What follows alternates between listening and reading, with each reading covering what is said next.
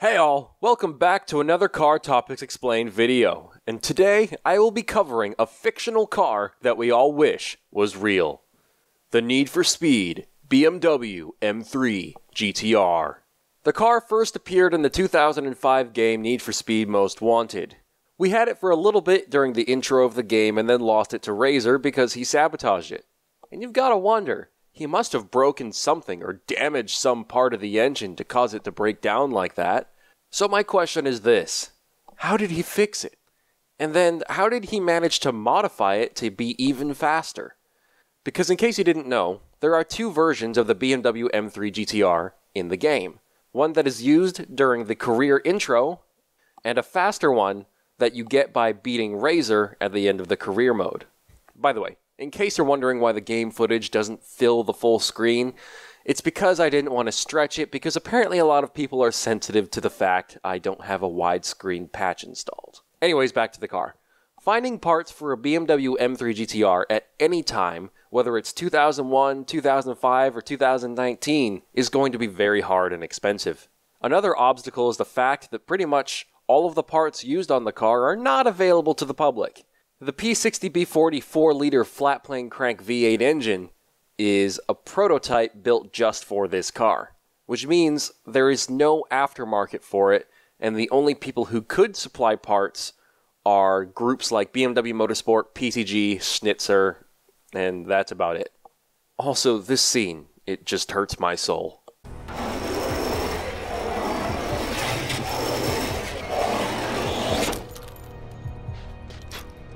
Nice pinstripe. But, as far as I can tell, the V8 is indeed what they used for the car's sounds in the game, on top of the straight-cut gears of a racing transmission. The same kind used on the GTR in real life.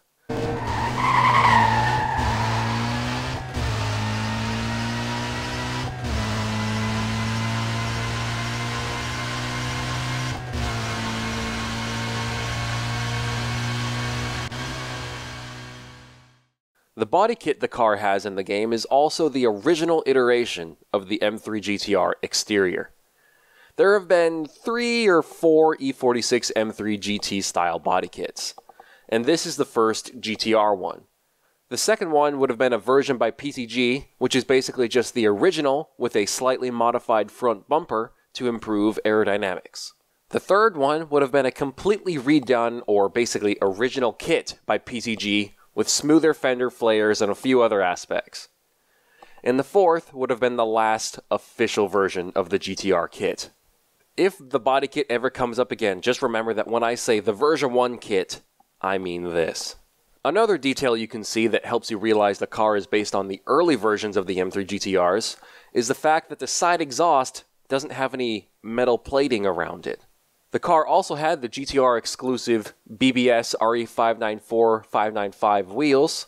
So let's talk about the car's performance in the game. By the time we get the car back from Razor, it has been upgraded to have monstrous levels of speed, handling, and acceleration.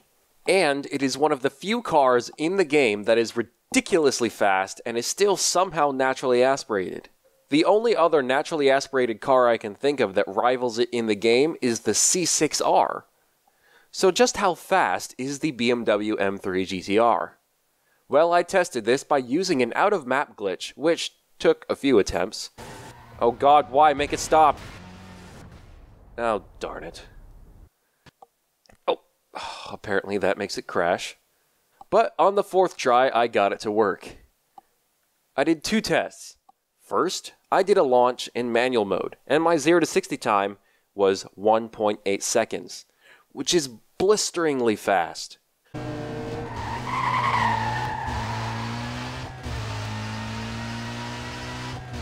I then did a launch in automatic, and either the wheel spun or the auto transmission took longer than I did to go into second, because the auto launch achieved a 2.6 second 0 to 60, which in all fairness is by no means slow.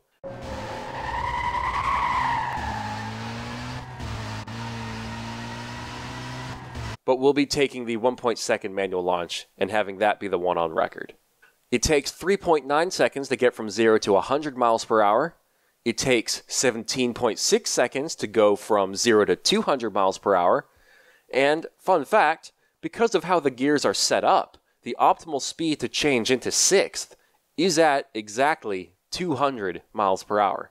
The absolute maximum top speed of the car in Need for Speed Most Wanted is 242 miles per hour, and it gets there from 0 in 46.4 seconds. The car cannot be upgraded performance-wise. In fact, the only things you can change on it are visual aspects, such as paint, vinyls, window tint, and the wheels. So now let's move on to Need for Speed Carbon. The iconic silver and blue BMW M3 GTR makes its last canonical appearance in this game, and it almost immediately gets totaled and taken from us at the start of the game when we get chased by Cross. And for whatever reason, the straight cut gears are much louder in Carbon.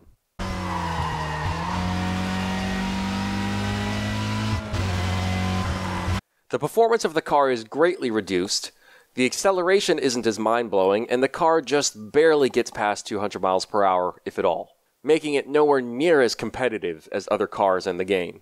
There are 3 ways to encounter the M3 GTR in Need for Speed Carbon. The first is when you're driving it yourself at the start of the game.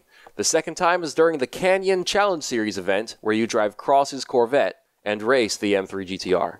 And the third is when you unlock the car by beating a reward card which grants you use of the car in Quick Race. Unfortunately, you cannot get the M3 GTR back in career mode without mods. And modifying it is an awkward process. You can't even change the vinyls without doing some really weird and awkward stuff. But fixing its lack of performance is very simple, as you can just download one of the M3 GTR turbo mods, which improves its top speed and acceleration.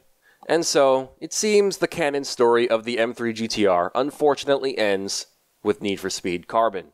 But that doesn't stop the M3 GTR from making appearances in later games.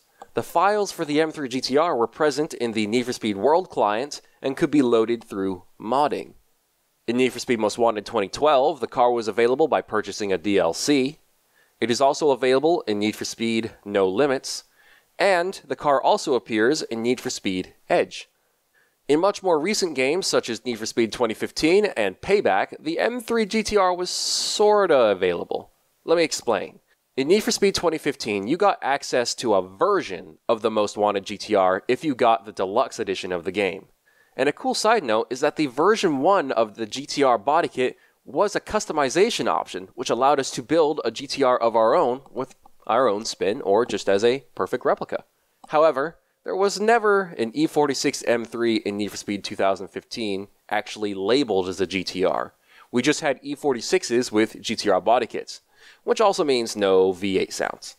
In Need for Speed Payback, it's basically the same thing. In Payback, the version 1 GTR body kit was also a customization option, and in a later version of the game, an E46 built to be just like the Most Wanted GTR was made available to find out in the world and collect. Unfortunately, this car still did not have the same sounds as the original in 2005. However, I recently found out that in the car list of the upcoming game Need for Speed Heat, the BMW M3 GTR is specifically named. Players will have the option of driving a street E46 M3 or the Le Mans race car, which would make it the first appearance of the actual race car in a Need for Speed game in years. Here's hoping they get the sound right. This is the second video I've done on the BMW M3 GTR. The first I did was on the car's history in real life, and now that I've covered its current history with Need for Speed, I think it's time I do a video talking about how to replicate the GTR. This is something I've been researching for a long time, and I think I can put together a good guide for you guys, if you want one. But for now, that's all I've got on the Most Wanted M3 GTR. I hope you guys enjoyed this video and learned from it. If you like this video, then you should check out my series, Car Topics Explained.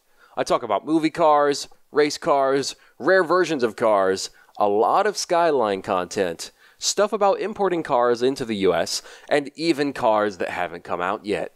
Beyond that, I do vlogs, car reviews, I have a series documenting my adventures buying and modifying my own cars, and I do gaming. In fact, I currently have a Need for Speed Most Wanted 2005 Let's Play underway right now.